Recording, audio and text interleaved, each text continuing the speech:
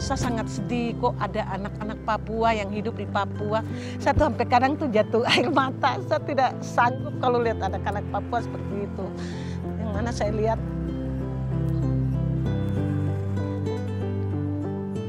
tempat lain ya, TK PAUD punya permainan yang bagus. Anak-anak Papua tidak punya permainan seperti itu.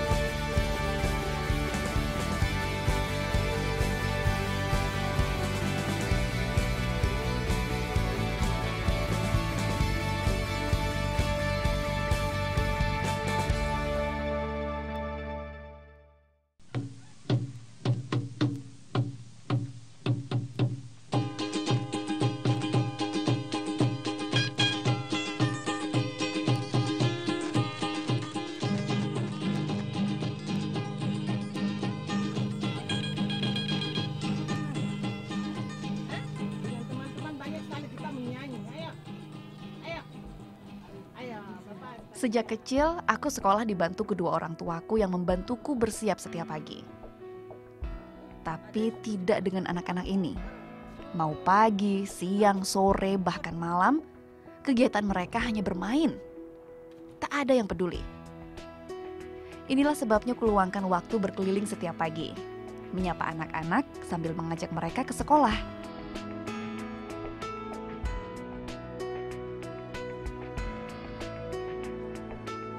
Don cari burung di mana?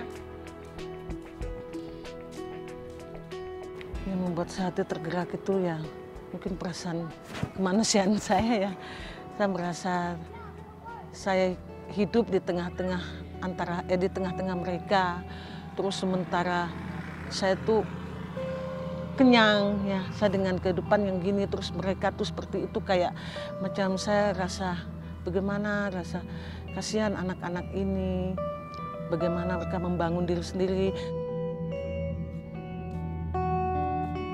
Siapa yang tadi boleh mandi? Jujur, angkat tangan.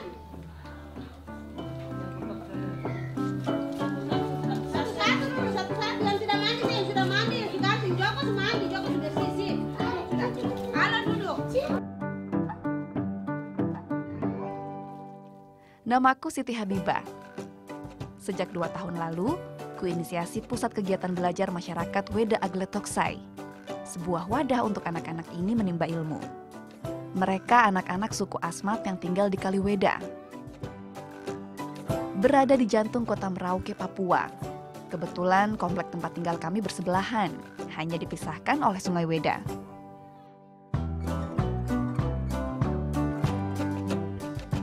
Sebelum kelas dimulai, ku ajak mereka belajar menjaga kebersihan. Dari hal yang paling dasar, yaitu mandi. Anak tuh belajar tuh kan harus dia bersih dulu. Kalau dia sudah bersih, mandi segar kan kelihatan, otomatis dia berpikirnya juga enak. Jadi saya tidak bisa melihat pemandangan sejak kita belajar ajar anak-anak kita dalam kondisi yang seperti itu. Kulatih mereka menyikat gigi dan memakai sabun mandi. Buatku ini penting, karena biasanya mereka hanya membasahi diri dengan berenang di sungai.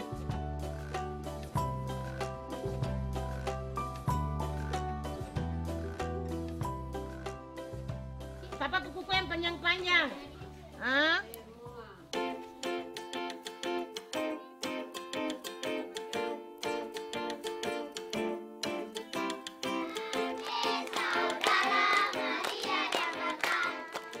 Hatiku sudah terpanggil sejak pertama kali melihat kehidupan mereka. Berbeda dengan anak-anak lain di kota ini, mereka tak mengenal sekolah. Anak-anak Asmat tak bisa mendaftar SD karena tak mampu melengkapi administrasi.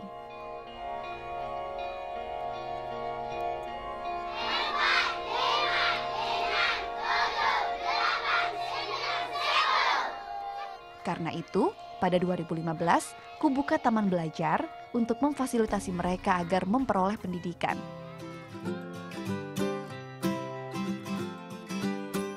Kemudian, atas saran seorang kawan, taman belajar tersebut sekalian kujadikan PKBM agar bisa menampung lebih banyak kegiatan.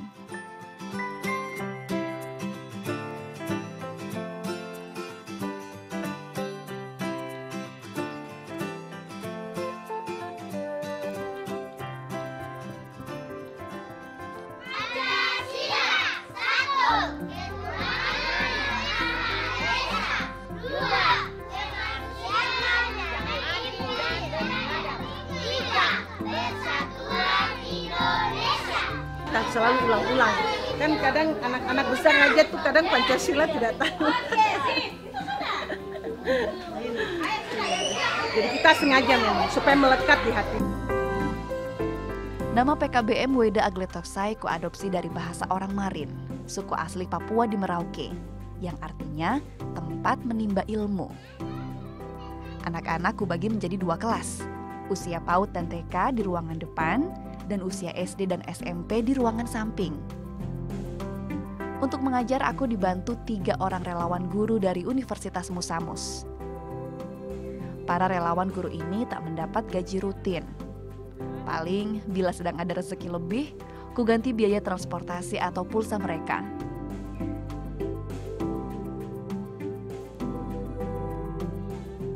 Terharu juga dengan anak-anak, kasihan juga begitu. Kasihan anak-anak, macam kalau tidak ada kita, anak-anak tidak bisa sekolah.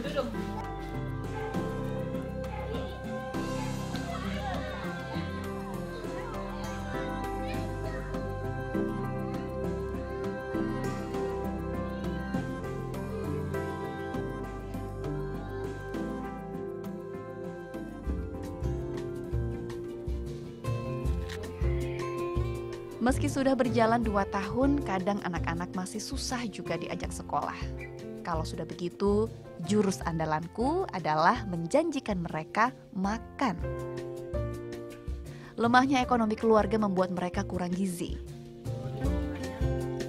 Dalam sehari, bisa makan 1 kali saja sudah bersyukur.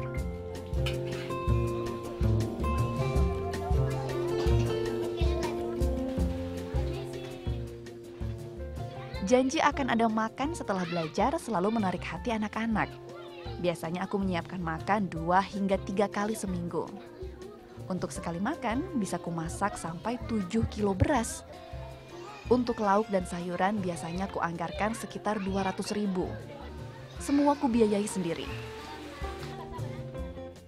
Biar kadang susah, aku yakin saja kalau kita lakukan sesuatu dengan tujuan kebaikan, Tuhan pasti selalu bukakan jalan.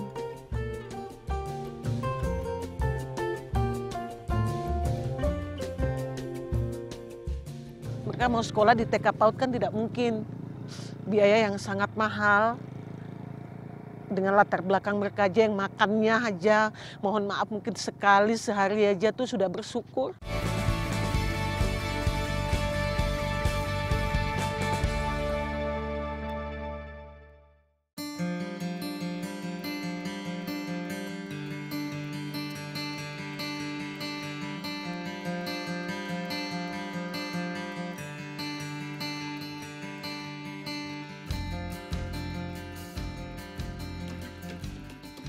Merauke, kota paling ujung di timur Indonesia ini sesungguhnya tak kekurangan anggaran pendidikan. Tapi nyatanya ada saja anak usia sekolah yang tak bisa mendapatkan haknya.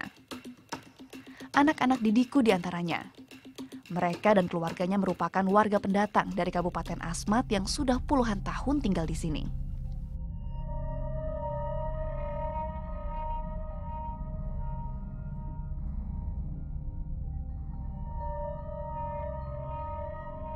Yang paling membuat saya sedih itu mereka pada saat-saat anak-anak yang lain sedang sekolah, mereka tuh ada sementara di tempat-tempat sampah, bermain sampah. Komplek warga Asmat tersebar di beberapa titik di Merauke. Semua kondisinya sama, miris. Rata-rata mereka bekerja sebagai buruh kasar. Surat kependudukan seperti KTP, KK, dan akte kelahiran tak pernah mereka miliki, baik itu dari Kabupaten Asmat maupun Kabupaten Merauke.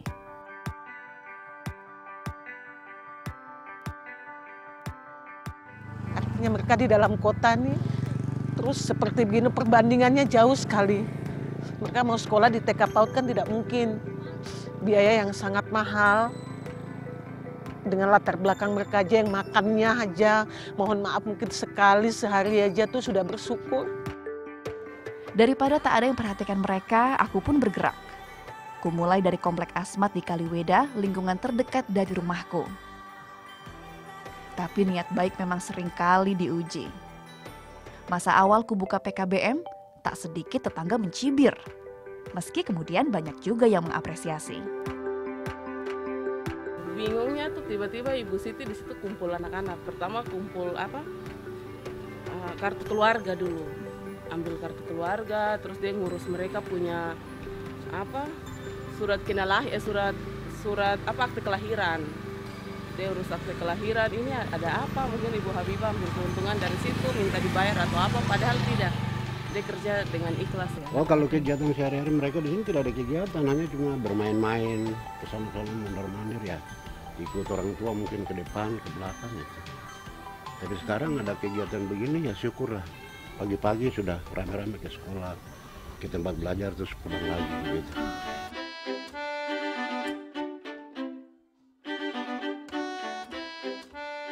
Dulu sempat kumiliki pekerjaan tetap sebagai guru penjaskes di sebuah SMK di Merauke. Tapi pekerjaan itu kemudian kulepas demi anak-anak. Bila anak usia dini lebih banyak bermain, anak yang lebih besar mulai belajar membaca, menulis, dan berhitung. Usia mereka bervariasi. Ada yang masih usia SD, ada juga yang sudah masuk SMP. Pasien yang besar-besar ini mereka selalu ikuti pelajaran anak-anak TK PAUD gitu. Jadi saya membuat kelas sendiri. Itu karena jumlahnya agak banyak. Ruangan ini baru setengah jadi kami bangun. Lagi-lagi semua biaya sendiri. Suamiku yang banyak membantu baik uang maupun tenaga. Dan ternyata tak mudah mengajari mereka. Harus perlahan agar semua materi bisa diserap dengan baik. Terlebih daya tangkap tiap anak berbeda-beda. Pertama sekali mereka tidak pernah sekolah. Mereka mengenal huruf A saja itu baru di sini. Gitu, angka 1 pun baru di sini.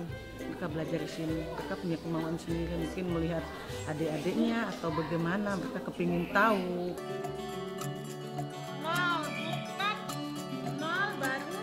Sengaja kusiapkan mereka untuk mengikuti ujian kejar paket.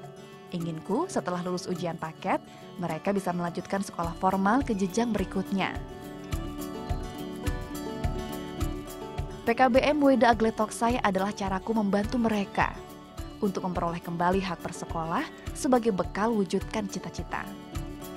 Nama saya Melania Diva, cita-cita saya ingin jadi suster. Nama saya Mos, bersama saya menjadi pilot, saya jadi tentara. Cita-cita mau jadi suster, saya cita-cita jadi poluan. Salah satu anak didik yang bersiap mengikuti ujian paket A adalah Melan. Ia salah satu muridku yang paling rajin. Tidak hanya semangat belajar, tapi juga membantuku mengurus anak-anak lain dan selesaikan pekerjaan rumah. Aku ingin mengangkatnya sebagai anak asuh. Pengen lanjut ke SMP, makanya sekolah di sini. Iya. Emang kalau udah lanjut mau ngapain? Jadi suster. Pengen jadi suster. Kamu kenapa pengen banget jadi suster? Hah? Kenapa mau jadi suster? Supaya bantu orang sakit.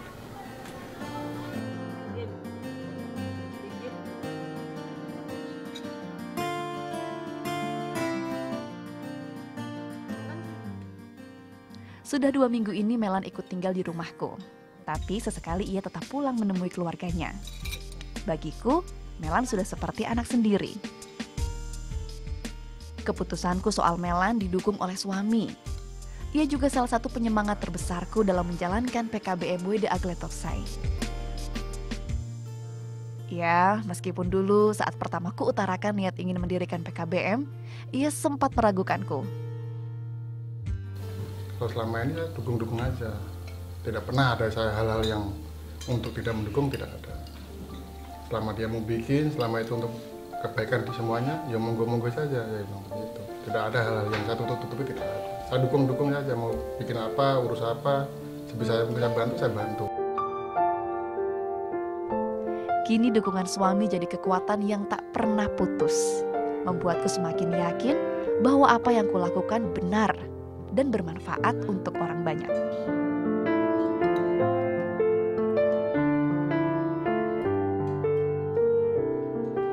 Jadi dari lingkungan sini banyak yang merasa aneh saja, kalau ibu tuh muslim, kenapa mau lakukan hal-hal yang seperti itu.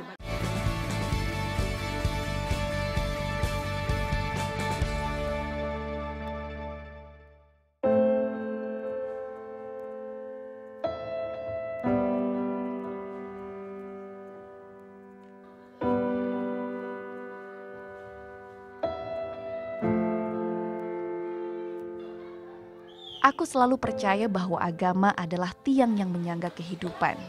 Apapun agama yang dianut, selama diyakini dan dilaksanakan perintahnya, pasti membawa kebaikan. Nilai itu pula yang ingin kutanamkan pada anak-anak Asmat. Mereka tidak boleh melupakan Tuhannya. Karena itu, kami punya kelas Jumat ceria dan sekolah minggu. Kita mulai dengan ibadah, ya biar Tuhan memberkati ibadah kita sore hari ini.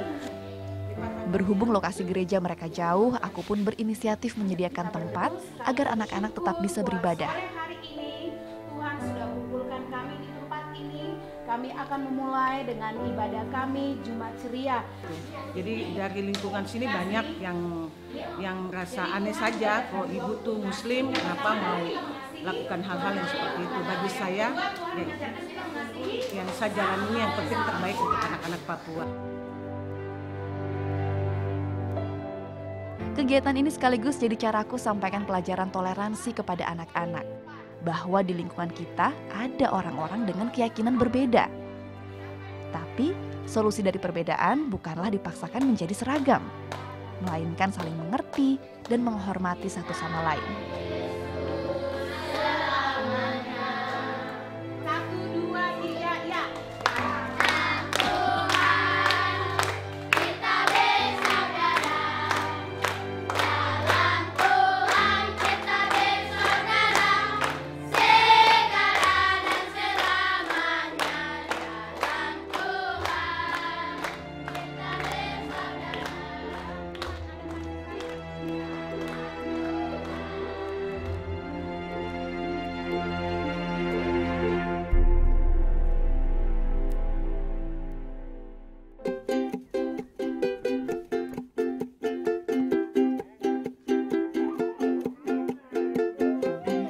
Kalau dipikir-pikir, aneh juga yang kulakukan. Membuat PKBM untuk anak-anak Asmat belajar, padahal aku sendiri bukan orang asli Papua. Ya mungkin karena sudah saya punya hati seperti itu sudah kadang susah. Kok saya sayang anak-anak itu ya itu sudah saya. Saya tidak tahu lagi kenapa saya begitu menyayangi mereka, saya tidak tahu. Tapi yang jelas saya tuh tidak tega lihat anak-anak itu. Semoga saja upayaku ini terus menemukan jalannya. Merentangkan titian untuk anak-anak Asmat terus maju menggapai cita.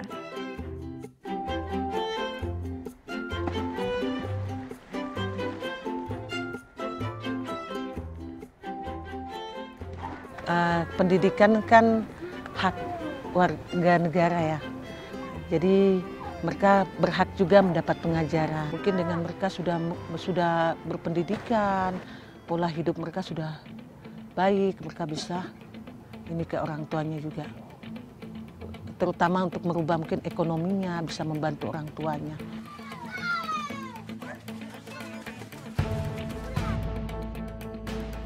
Agar kelak mereka berhasil dan dengan bangga berdiri di atas kaki sendiri di tanah mereka sendiri.